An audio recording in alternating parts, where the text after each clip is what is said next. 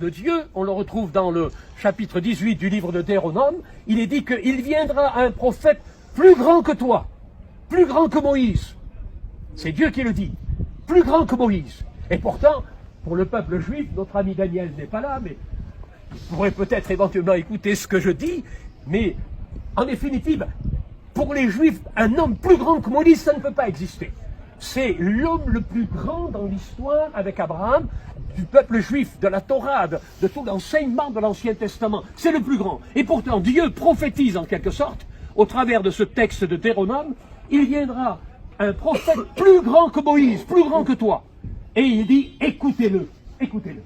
Et là, en quelque sorte, c'est la réalisation de cette grandeur manifestée de Jésus par Moïse lui-même, qui en définitive est à côté de lui, comme pour montrer qu'en définitive, le centre même, il est au milieu, Jésus est au milieu, le centre même de toute la réalité de la Bible, eh bien c'est Jésus. Amen. Moïse est là, les prophètes sont là, au travers d'Élie le prophète, mais le centre même de la Bible, c'est Jésus. Amen. Et laissez-moi vous dire une chose, très rapidement, je ne veux pas vous tenir longtemps, mais dans l'ombre de l'Ancien Testament, il ne faut pas oublier que du temps de Jésus, l'évangile de Matthieu n'avait pas encore été écrit, l'évangile de Marc n'avait pas été écrit, l'évangile de Luc n'avait pas été écrit, ni même celui de Jean, ni même les actes des apôtres, ni même les épîtres de Paul.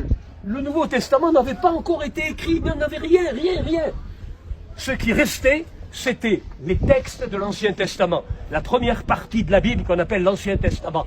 Mais laissez-moi vous dire une chose, dans l'ombre de l'Ancien Testament, depuis la Genèse jusqu'à Malachie, vous découvrez les prophéties concernant Jésus. Amen. Jésus est présent depuis le livre de la Genèse. Lorsque, par exemple, déjà dans le 3e chapitre du livre de la Genèse, il nous est dit que, au fond, le serpent, on lui écrasera la tête. Et celui qui écrase la tête du serpent, qui symbolise Satan, qui a été, en quelque sorte, celui qui a fait chuter l'homme par la tentation, celui-là qui, au fond, a semé la zizanie, la querelle, la mort et le péché, celui-là, on lui écrasera la tête. C'est une prophétie messianique qui annonce la victoire de Jésus à la croix du Calvaire. Est-ce que vous comprenez cela?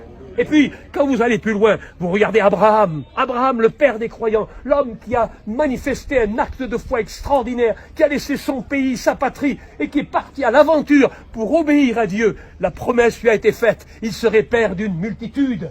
C'est le symbole même d'une nouvelle naissance, d'une vie changée, transformée par la puissance de Dieu. Et puis, en regardant l'histoire, Isaac, le fils de la promesse, lorsque Dieu lui demande d'offrir son fils en holocauste, il est prêt à le faire par la foi, parce que comme dit l'Épître aux Hébreux, il sait dans son cœur que c'est le fils que Dieu lui a donné, et que même s'il meurt, il sera capable de le retrouver par la résurrection. Et voici qu'il est prêt à sacrifier son fils. Et au moment où il va sacrifier son fils sur le mont Moria, que l'on retrouvera justement à Jérusalem, la montagne qu'on appelle la montagne sacrée, le lieu où aujourd'hui, hélas, il y a la mosquée d'Omar, mais qui était le lieu saint, le lieu où Abraham a voulu sacrifier son fils. La main de l'ange a retenu le sacrifice. Mais laissez-moi vous dire une chose, c'est une préfiguration prophétique. C'est quelque chose de précis, de préfiguration prophétique sur cette même ville de Jérusalem, sur cette même montagne.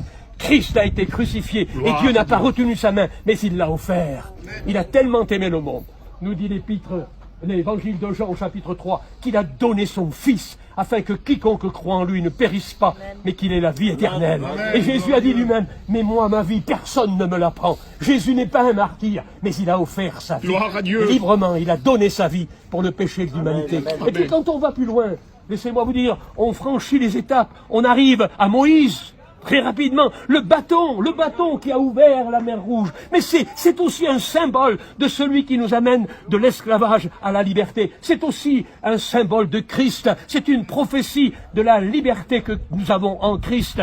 Et puis, lorsque le peuple est allé dans le désert et qu'il a eu faim et qu'il a demandé la manne et qu'on lui a offert la manne, qu'on lui a donné le pain du ciel, soi-disant. Mais c'est un symbole aussi de Jésus qui est le pain de vie. C'est encore un symbole prophétique. Et puis quand on va plus loin, que le peuple meurt de soif, et que Moïse va avec son bâton frapper le rocher, c'est aussi un symbole. N'est-il pas dit que Jésus est la source des eaux vives, et qu'il apporte de quoi désaltérer le monde à Dieu. par cette eau vive qu'il donne. Je suis la source des eaux vives. Alléluia. Celui qui boira de l'eau que je lui donnerai aura la vie. Gloire à Dieu. Toutes les parties prophétiques. Et puis laissez-moi vous dire une chose. Qui a tenu cette pierre dans la main de David pour combattre Goliath?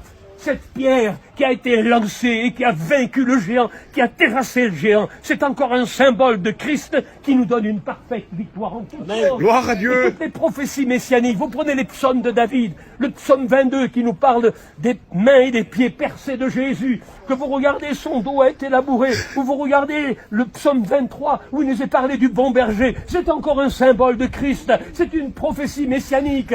Et puis si vous regardez aussi la brebis d'Ésaïe 53, il est mené comme une brebis. Mais il est l'agneau de Dieu. La Bible dit qu'il est l'agneau de Dieu. Et nous croyons que Jésus est l'agneau parfait, l'agneau de Dieu. Alléluia. Voilà, en définitive, à quoi correspond la présence de Moïse et la présence d'Élie. Pour bien spécifier, pour bien démontrer, pour bien prouver que Jésus est le Messie et qu'il est en gloire et qu'en définitive, il est un lien entre l'Ancien et le Nouveau Testament pour nous révéler la réalisation des prophéties bibliques. Oui, vous pouvez croire fermement et vous pouvez affirmer dans votre cœur que Christ est vivant, Gloire à qu'il est Dieu. le Sauveur. Amen, et que déjà, amen. depuis les temps anciens, depuis l'Ancien Testament, tous les livres de la Bible ont prophétisé en faveur de Jésus et que Jésus est le roi de gloire. Amen. Voilà notre espérance, chers amis. Je ne veux pas être